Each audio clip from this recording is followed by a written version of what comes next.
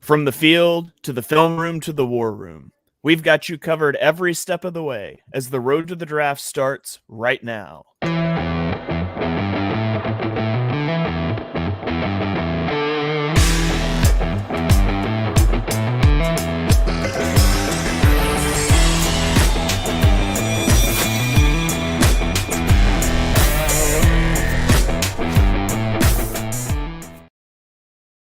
Welcome to the chalkboard, my fellow football nerds, for episode number 153 of Chalk Talk. I'm your host, Shane Haff, and you can follow me on Twitter and YouTube at Shane Haff NFL. I'm joined today by the best co-host in the game. You've heard him on the Tough Cover radio show. It is Mark Henry Jr. Give him a follow on Twitter at Mark Henry Jr. _. Mark, how are you doing today?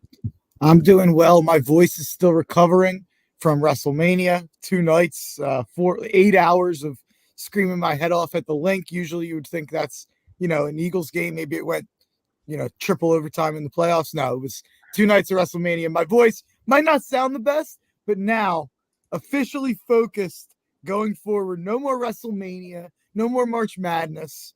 It's all NFL draft. That's all my focus is on. My voice, I think, always sounds bad. So, it's nice that you're trying to make me feel a little better here. So I do appreciate that. That's why we call you the best co-host in the game. I'm also joined by my co-host. He's the other best co-host in the game, fellow draft enthusiast Deibs. Give him a follow on Twitter at Mr. Crockpot. Be sure you check out his podcast, Party on Broad. Deibs, how are you doing today? I'm good, man. Not the most exciting group, but is definitely a need. You could argue maybe top 5 need for the Philadelphia Eagles right now as the roster stands. You look at Albert O, you look at Grant Calcaterra, you look at Jack Stoll heading elsewhere.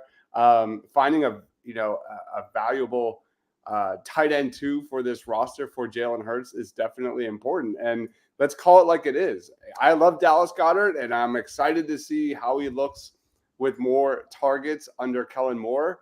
But the dude is a lock to miss at least a month of the season pretty much every year. So finding a guy, especially a wide receiver, tight end-ish, that can jump in and fill that role, fill that void, is really important. So we're going to talk about some guys here.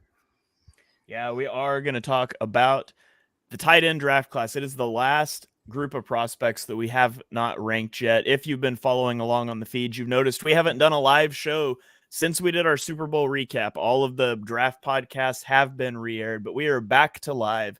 We are back to featuring everything exclusively on Chalk Talk here. We've got some comments rolling in from Miss Chris, says, hey, Shane and company. Also asked about the draft spreadsheet. So I do want to plug that real quick. We have released our annual draft guide. I've tweeted out the link. I think all these guys have as well. I also made a tutorial video on YouTube that shows you how to use it, and there's a link there. So if you check around, you can find it here. But on its opening page here, we've got a plug for the Edge of Philly Sports watch party. That'll be April 25th at 7 p.m. We'll be doing live day 1 analysis. We'll be back for day 2 of the draft. There's links to our previous big boards, and then you have our big boards, and it has highlights for who's the highest on a player, who's the lowest. We've got an average between all 5 of us analysts. We have a consensus big board, relative athletic scores, Mark's player comps for some of the players. My top 50 will end up having links to short 2 to 3 minute YouTube videos. I'm about halfway through those, so go check that out. You will have to download a copy to be able to filter it, and then you can filter by specific position or specific college if there's something you're trying to find, but you will have to make a copy of it to be able to filter. So be sure you check that out. We will be featuring that on our draft show when we get there. All right. Let's go to a couple more comments and then we'll dive right in. We've got time for UFL football. He says we get 1 thumbs up. That's it. That's all right. We'll take 1 thumbs up. Ask what our thoughts on the Bills are. We're going to be getting into, I think next week, we're going to do a full first round mock draft. So we'll get into some specific team fits and things there. So be sure you check back for that one. And then one more here. We've got Al on Twitter says, what should the Phillies do with Castellanos? Just kidding. Best minds in the draft. And so I don't even know what that's referencing because I'm just a football guy. Another comment, excited to check out the big board. So welcome, everyone. We're going to dive in here. And Mark, I'm going to throw it to you first here with a guy that is number one on all of our boards at a tight end. This is a consensus. Honestly, it's very rare you can say if you have a different tight end number one, a different guy at any position number one, that you're crazy. If this guy's not your number one at tight end, you're a little bit crazy. Mark, talk to me about Brock Bowers. Yeah, and I hate to say with multiple guys at multiple positions in one draft that they're the best of that position that I've ever evaluated doing what we do here. But this is the best tight end I've ever evaluated. Brock Bowers surpassed the previous highest tight end I've ever evaluated is Kyle Pitts.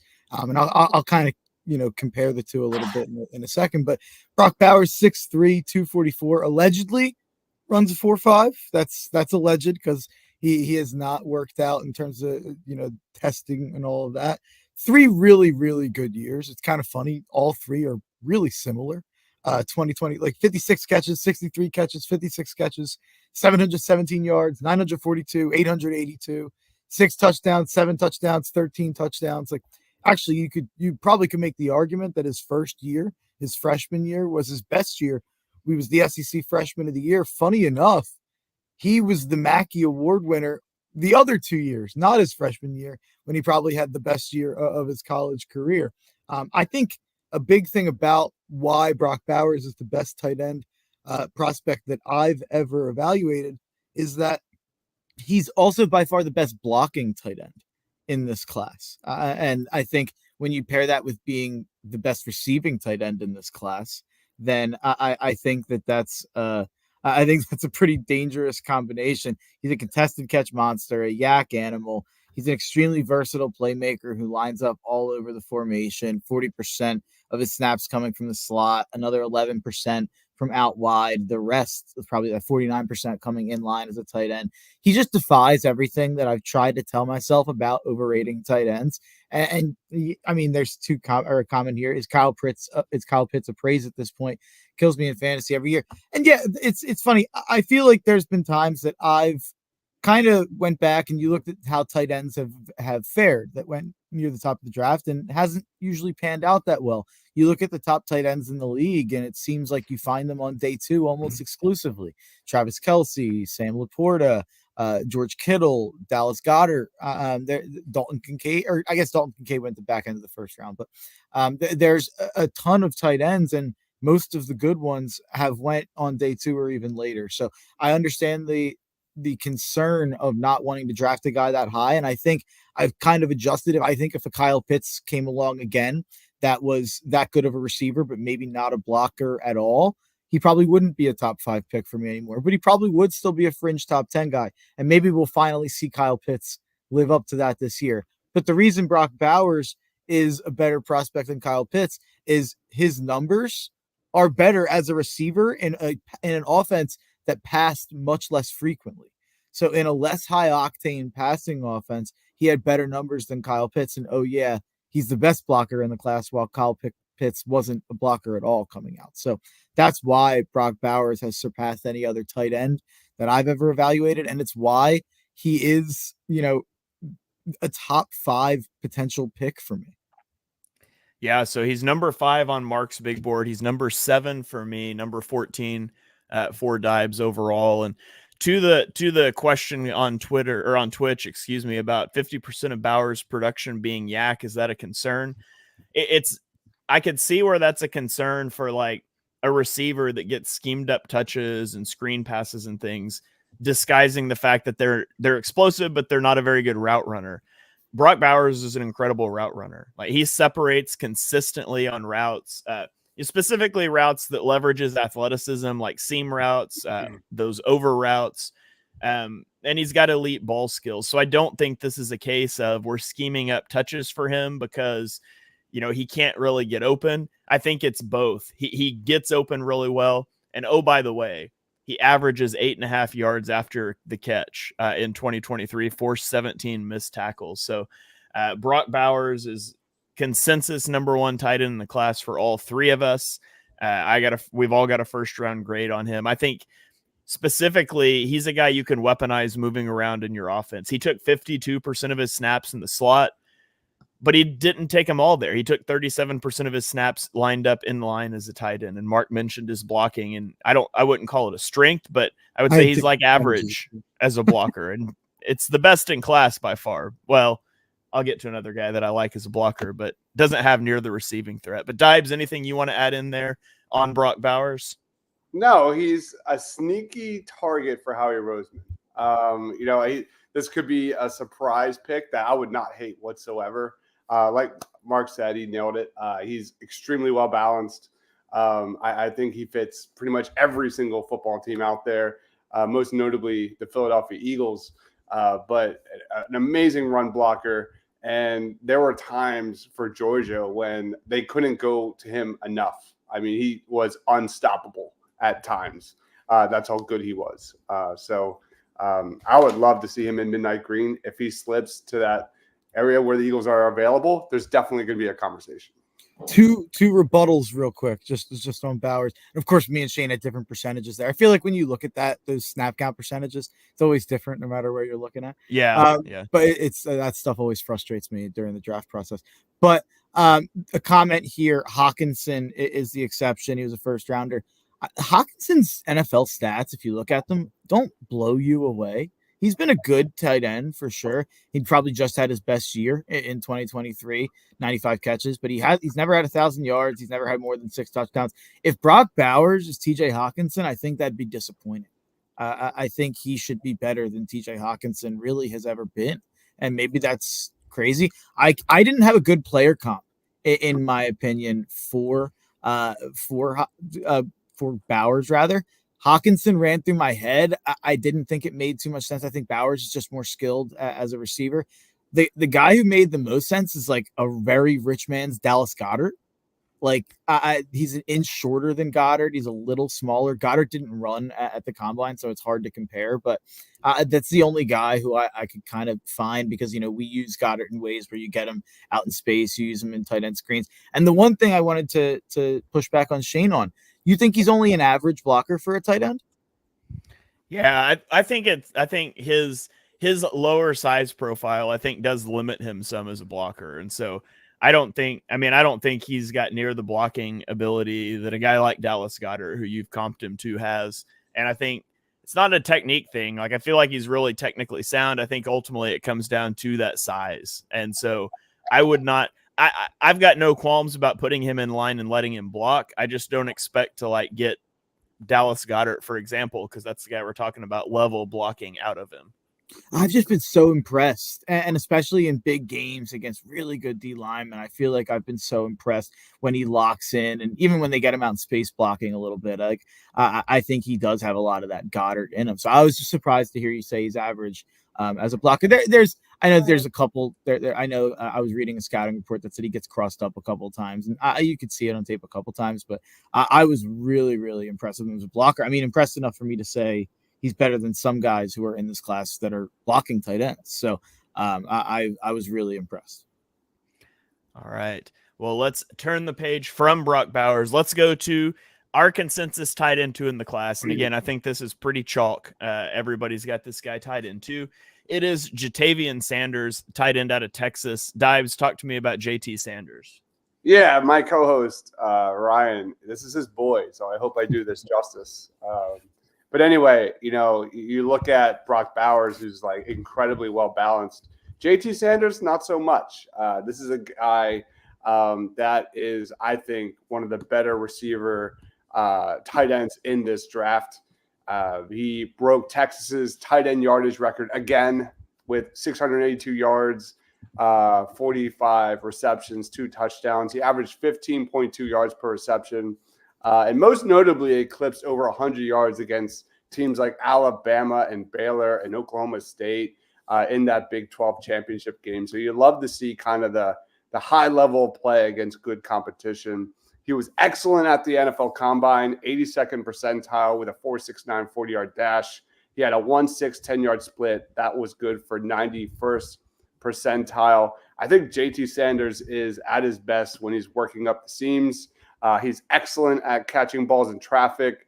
He's a really smooth mover. He's got incredibly strong hands.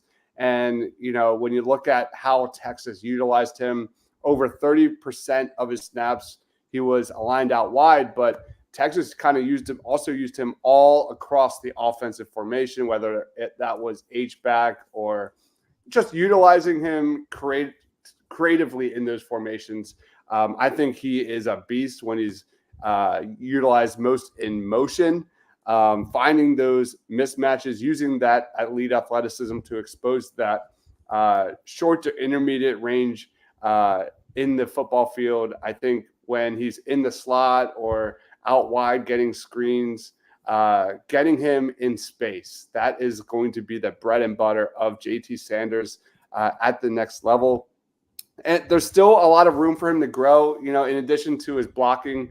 I think he needs to become a better route runner. His route tree still has a lot of room to expand. And when you talk about the blocking, he's a willing blocker, but that's not what you're drafting this dude for. Like, this is an NFL ready receiver.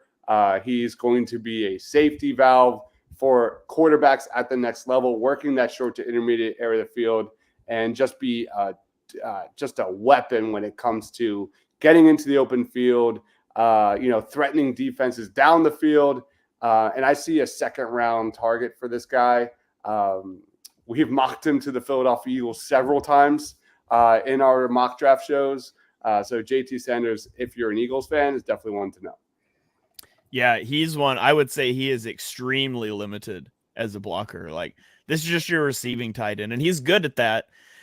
He's not the snappiest route runner, I don't think, but he's strong at the catch point, and key is he had 0 drops this season. So he's got sure hands, good long speed, good acceleration. He's much more of your prototypical, like, receiving tight end, put him in the slot, never ask him to block. Which makes him an interesting fit. If, like Deibs said, if you're an Eagles fan, when you have a Dallas Goedert who is so good, but you like to run 12 personnel, it gives you some options. Mark, anything you want to add in on JT Sanders? No, you guys covered it. I was surprised his vertical was so bad. He only had a 30-inch vertical. I was looking at like the other guys, and they're all like upper 30s, near 40. Weird little quirk there that kind of is really driving down his relative athletic score. But yeah, he was my tight end too. I will say I kind of at the beginning of the process expected myself to grade out a little bit higher on him. I thought he'd be like a fringe first rounder for me, but he's very much like a mid to late second rounder. Yeah, he is number 49 on my big board, 44 for Mark, and 51 for Deibs, just to give you an idea of where we're at. So those are our top. Sorry, what was that? It's always funny to see, and this is why I love the spreadsheet so much. It's always funny to see certain guys where I was like, I'm the highest on him. Like, I didn't. It's not a guy I would have pegged myself to be the highest on. Yeah. So now we're going to go to our number 3s, and we all have a different guy at number 3. But we all have the same guys in our 3 through 5 slot. So we're each going to talk about the guy we have number 3, and we'll mention where they fall for the others. So my number 3 tight end, he's number 4 for both Mark and Deibs, is Bencic, the tight end out of Kansas State. He was unranked as a recruit, committed to Kansas State. He is 6'4", 250 pounds. He had a 4.68 40-yard dash, which is 70th percentile. He had a 97th percentile vertical, a 96th percentile 3-cone, 94th percentile broad jump, and a 91st percentile shuttle. Overall, he had a 9.72 relative athletic score, which I'm a huge fan of. In 2023, he had 49 receptions for 676 yards and 6 touchdowns.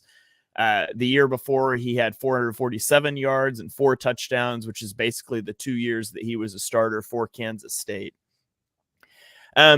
Sinnott has obviously the relative athletic score. He's got elite acceleration, burst, and agility.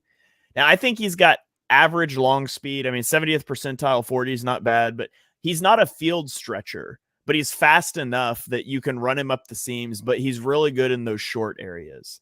I think he is a pretty good run blocker. He's got a lot of positional flexibility. He was listed as a fullback for Kansas State in 2020 and 2021. In his time at Kansas State, he took 12% of his snaps in the backfield. 63% lined up in line and 22% in the slot. So he's kind of a move piece, an H-back sort of. And he's got solid run after the catch ability. It's not earth shattering, but that short area burst that comes into play.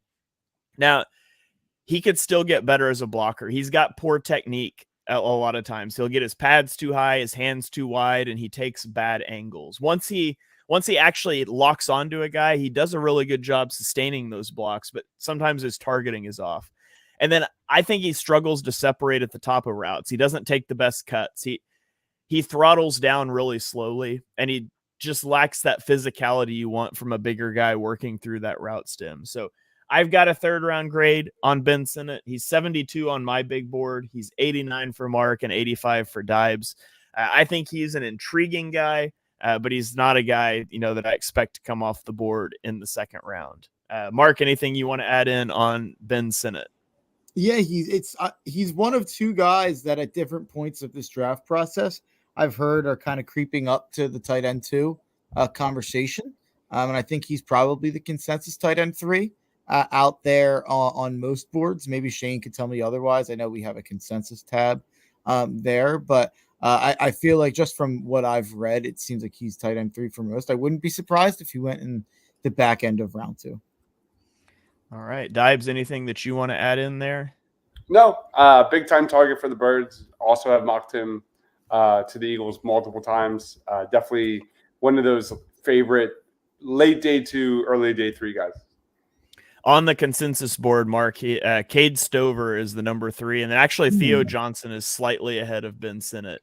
So Sinnott's actually number 4 or number 5, excuse me, but it's really close. So, okay, well, let's keep it rolling here, and we're going to go to our next guy. This is tight end 3 for Mark. He is number 5 for Deibs and I. It is Theo Johnson. So, Mark, talk to me about Theo Johnson. And yeah, this is the other guy that I feel like at certain points of this draft process has sort of crept up into the tight end 2 conversation. I feel like it's cooled off the heat around him as of late. He's a 9.92 relative athletic score guy, so this is a freak athlete. I always fall for these types of guys, the Zach Kuntz, if you will. There's always been a stud tight end in the back end of the draft who rises throughout the process, and I always fall for it. Sometimes it works out, sometimes it doesn't. But this guy, he is a former wide receiver, and you can see it. But he has those skills at 6'6", 259, runs a 4.57, a 39.5-inch vertical. Only had like 54 catches for around like 670 yards over the last 2 years, but he had 11 touchdowns in that stretch. There's a lot of untapped potential there as a receiver, and he's a really good inline blocker, uses his long arms really well. So Theo Johnson has become pretty comfortably my tight end 3. All right, Deibs, anything that you want to add in on Theo Johnson? One of the biggest winners of the Senior Bowl and then the Combine. Like throughout the whole draft process, he looked really good, crisp in his routes, able to create separation at the Senior Bowl and at the Combine. His measurables were just off the charts. And I agree with this. I think this guy could surprise a lot of people as a day 2 pick. And coming into this process, he was probably more of a day 3 undrafted guy. So one of the big time climbers. Yeah, his athletic testing he knocked it out of the park, and I just never saw that watching him. Like I feel like getting that explosiveness out of him on the field would be a major breakthrough. And you do the testing, and so it's there. You've just got to harness it. So that's a big thing for me. I didn't think watching him in the season he was a very good route runner, but then like you mentioned at the Senior Bowl, so it's kind of a tale of the tape versus the pre-draft process and trying to figure that out. So I think teams may be a little bit of all over the place on him. Yeah. I remember looking at his stats on our previous show, and his 2023 tape was very forgettable. And there are times when he had some good games, and I don't recall seeing Theo Johnson lighting it up. So what stood out the most at the Senior Bowl was the smoothness in his routes, and that was not expected. Yeah. All right. Well, Mark has Theo Johnson 88th overall. Deibs has him at 91, and I have him at 103. So let's get into Deibs number 3. He's number 4 for me. He's number 5 for Mark. It is Cade Stover out of Ohio State. Deibs, what do you like about Cade Stover? Yeah, this guy's just a throwback, rugged tight end. 6'4", 251 pounds. Relatively still learning the position. Very good athlete. He has zero issues beating coverage at the line. Very explosive out of his breaks. Moves pretty good for someone at 250 pounds. Excellent ball skills. He looks natural. He's got great hands when it comes to catching balls in traffic. He's been a big-time producer for Ohio State. I like the way he fights through defenders at the catch point. I think he's somewhat of an underrated yak kind of guy. He's not an elite athlete, but he does have some good moments on tape. And when it comes to negatives, there are some.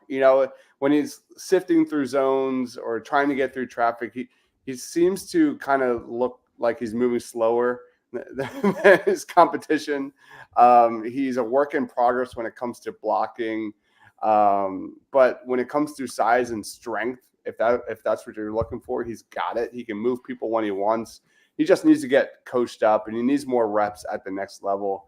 And I don't think this guy has elite athletic upside as some of the other guys we just talked about. But I do see him as a tight end too in the NFL right away, with utility on all three downs. I thought he was an underrated cog in that Ohio State system, playing in the shadow of Maserati Marv.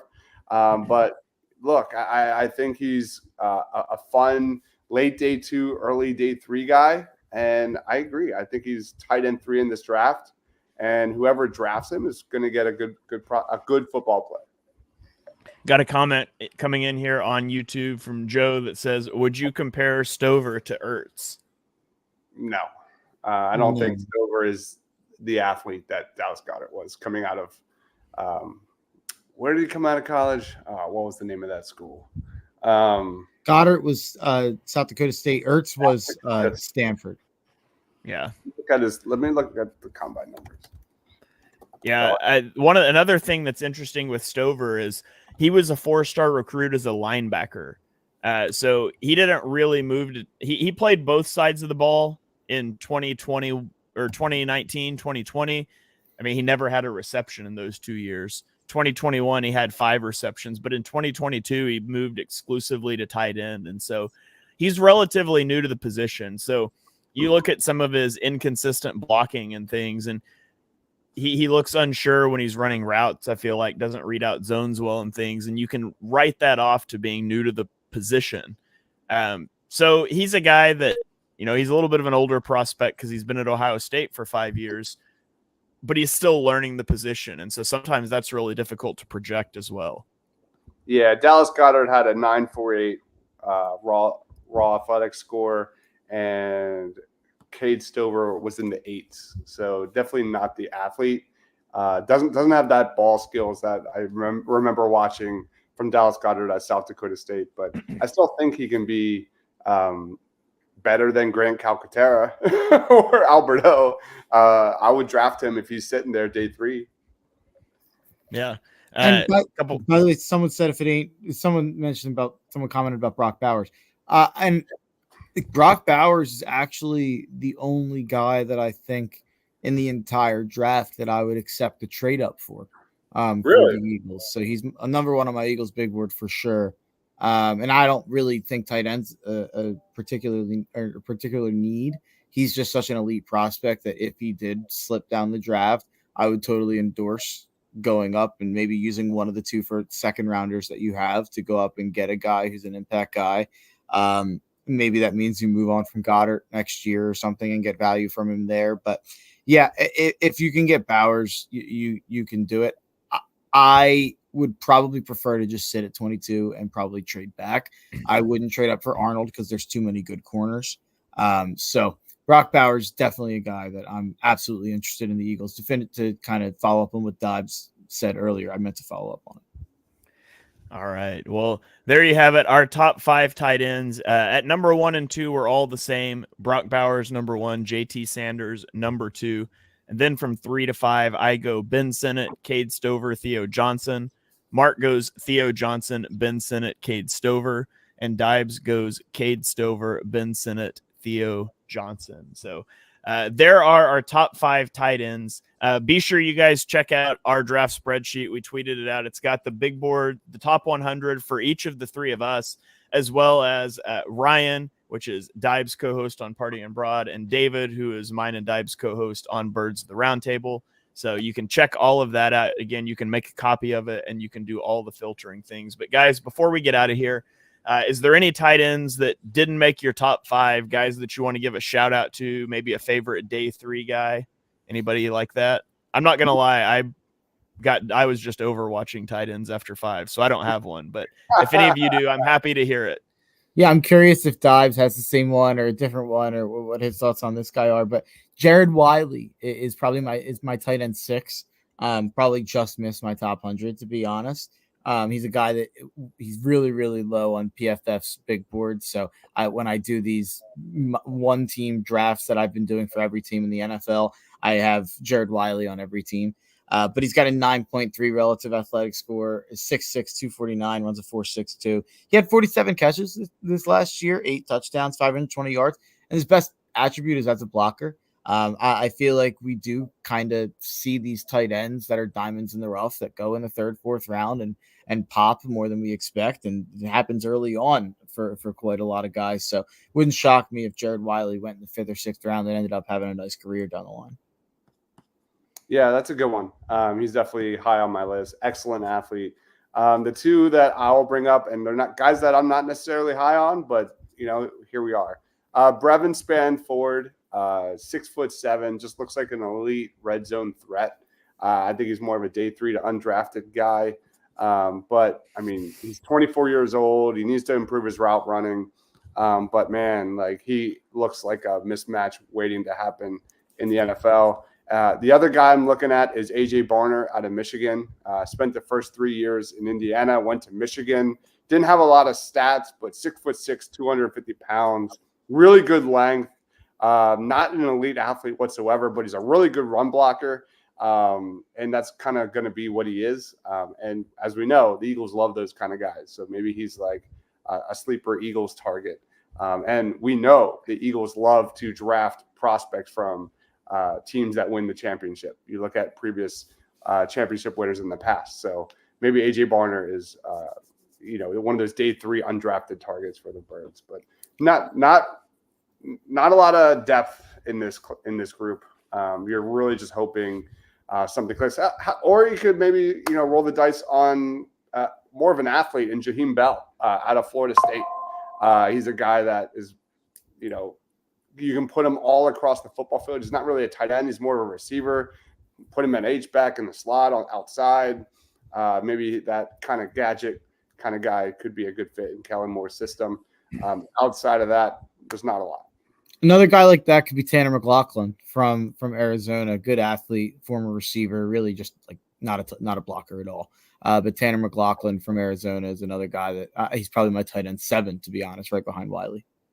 Then you could get the whole Tanner McKee to Tanner McLaughlin in the preseason. Be great. Yeah, I like that. The Tanner Mc connection. Yeah. All right. Well, that is going to do it for this episode. We have ranked every single position group now. So if you have missed them, you can go check out the Chalk Talk podcast feed. Unfortunately, the older videos are not on YouTube, but if you're watching this on YouTube, you'll see the new Chalk Talk videos start streaming out to YouTube as we move back into live content now that we're through most of the draft scouting stuff. But we do really appreciate you guys. Thank you for joining us for episode number 153 of Chalk Talk.